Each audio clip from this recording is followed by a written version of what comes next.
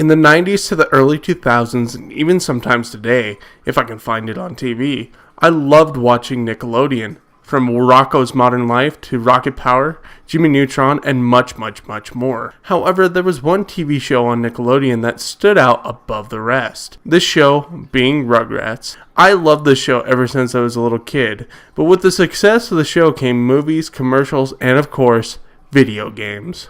Now I know what you're thinking, Dallin. This is a kiddie game. Nobody's gonna watch a review of a kiddie game.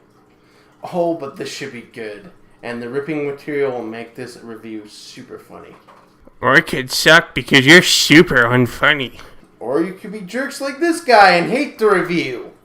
The game that I remember most from the Rugrats is a game called Rugrats Search for Reptar. This game was awesome when I was a young child, and I could not believe how much it was like the TV show. But does this game still hold a place in my heart from back when I was a child? Or is this game a mess? Let's find out on my review of Rugrats Search for Reptar.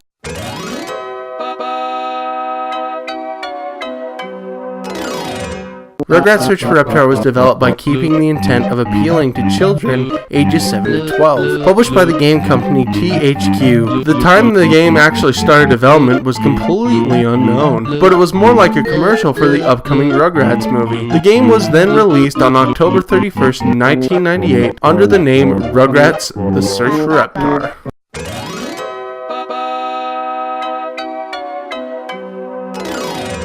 The gameplay for Rugrats The Search for Reptar goes as follows. First, you hit start button and then you start the game, after which you're free to move around. Your goal is simple, complete enough levels by collecting Reptar puzzle pieces, and complete the game. You go into each level and by walking towards the object around the Pickles household. Upon hitting the action button, you will then go into the level. The levels in Rugrats Search for Reptar are based upon the episodes in the Rugrats series. After beating one of the 17 levels, you get a jigsaw piece. But sometimes there are certain levels that will only give you 3 Reptar bars. These Reptar bars act like a currency of some sort. If you collect 15 Reptar bars, then you will receive a jigsaw piece. This game has a decent amount of replayability because of this, as you will find yourself not being able to always complete all of the levels, because if you collect 12 jigsaw pieces, then the game officially ends. So do the math. If you potentially end the game without doing 3 levels in the game, and if you want to see the levels, you'll have to create a new save file or just replay the game again. And also, if you want to see all of your favorite Rugrats episodes, then you'll have to completely start the game over again. That's kind of a really nice feature to see all the levels. But that's most of the compliments I really have for this game. First, let me start off with the elephant in the room. Normally I talk about this issue towards the end of the gameplay section, the graphics. The graphics in this game have possibly aged worse than Mario 64's. I'm dead serious. There is nothing, and I mean nothing, except a few select objects that look remotely like anything. And the models themselves are super stiff and lifeless. And to make matters worse, the models have a significant amount of differences from the TV show to the actual game. Look at Stu. In the cartoon, he's pale and white. And look at his model in the game. I thought his job was a toy inventor. Needless to say, it looks like Stu just got off his shift at the coal mine. That joke was stupid. You know what, internet nerd? Come here and say that to my face. Nah, I'm good. See, I knew you were a coward. No, I just don't feel like it. Uh-huh, sure. Another example of bad model design is Chucky. Seriously, what did they do to him? He looks like crap, but he also looks creepy. I'm serious, if I saw this kid walking towards me, I'd totally run. The next issue I have as far as gameplay goes is the controls. Needless to say, they are a huge mess. Not that they're not simplistic, but it feels like they made the controls with the intent of making the controls like a toddler that could barely walk. Especially the space floating with Angelica on Visitors from Outer Space.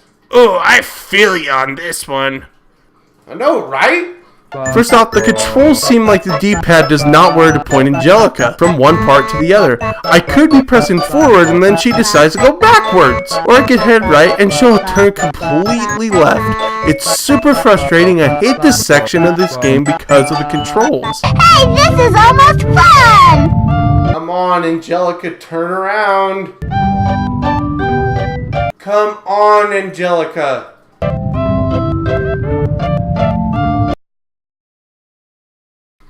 You know what? Nope. I'm done.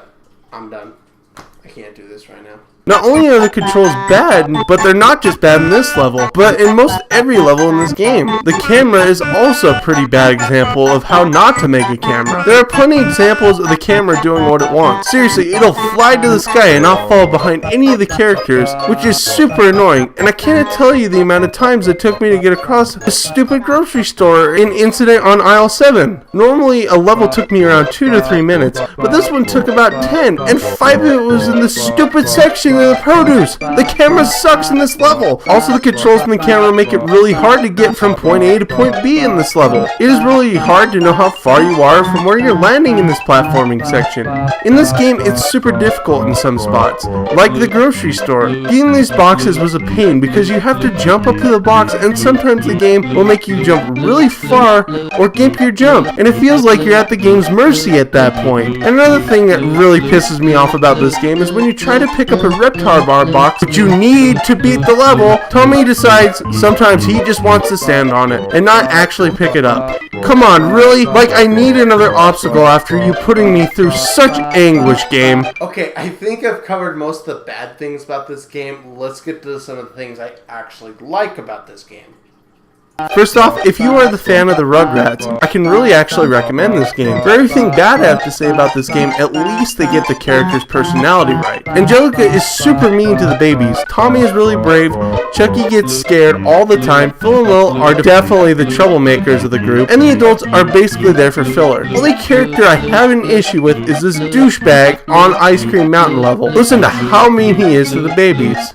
Want some ice cream? Psych! I really gotta change that free ice cream policy. You don't want all that ice cream anyway. Boy, talk about phlegm.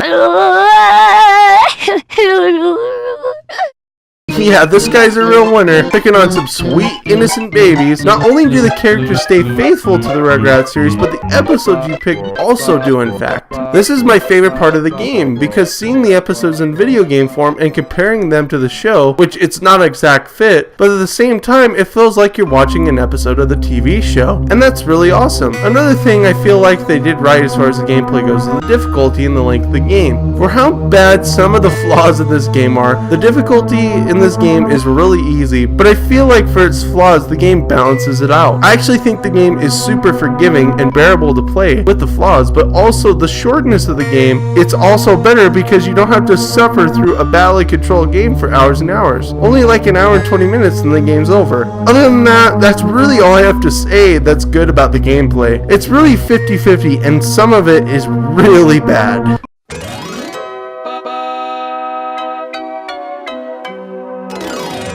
The music and sound for this game is super annoying, and honestly, it's not my favorite part of this game at all. I actually hate the music. The music is the same xylophone riff over and over. I'll tell the composer what a crappy job he did. Seriously, who thought this was good? Also, the voice acting I stated earlier was faithful to the TV show, and you hear it all the time. But seriously, if I hear Tommy say Reptar will save us, I'm gonna send the programmer a strongly worded email. No, but I can dream, can't I? Not only is the music horrendous, but also the songs are very limited, which is not so bad. Bomberman Hero has like 12 tracks throughout that adventure, but the music does not get tiring like this game does. All in all, the music and sound is a huge misstep for a game that desperately needed it.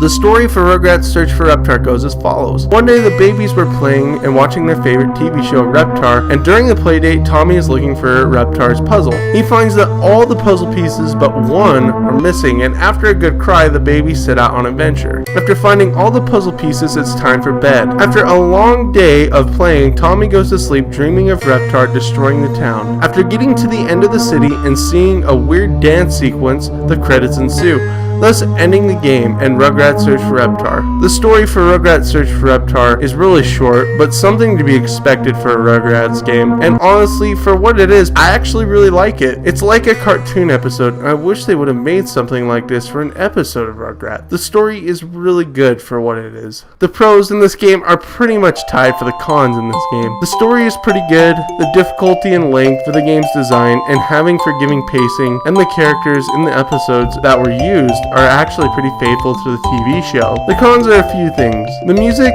and controls and camera are super unbearable, and I cannot find an example of a game with this bad of a camera and this bad of controls. And the music is needles to the ears, and I really cannot stand that. Rugrats Search for Reptar is a game, if I can really call it that. It's really a glorified Rugrats episode with bad controls, music, and annoying as crap voice acting. However, it keeps the charm that the Rugrats has always had, and I can appreciate the game for this. I give the game score a 5.3 out of 10. It is not a bad game, but not good enough to call it a great or even a good game. But if you really like the TV show, then you should give it a try. We did it, folks. We survived our first mixed bag game. Now, where did that internet nerd go? No number, who dis? Oh, wow. I'm super amused. Thanks for watching, folks. I'll see you next time.